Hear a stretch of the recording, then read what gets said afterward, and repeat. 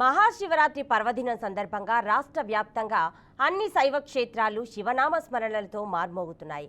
బుధవారం తెల్లవారుజామున నుంచే పెద్ద సంఖ్యలో భక్తులు ముక్కంటీశ్వరుని అనుగ్రహం కోసం శివాలయాల వద్ద బారులు తీరారు. శివరాత్రిని పురస్కరించుకొని అన్ని శివాలయాలు పుష్ప విద్యుత్ దీపాలంకరణలతో ప్రత్యేక శోభను సంతరించుకున్నాయి. ద్వాదశ జ్యోతిర్లింగ క్షేత్రమైన శ్రీశైలం, ద్రాక్షారామం, శ్రీకాళహస్తి, వేములవాడ, కీసర తదితర ఆలయాలలో భక్తులు అధిక సంఖ్యలో తరలివచ్చారు.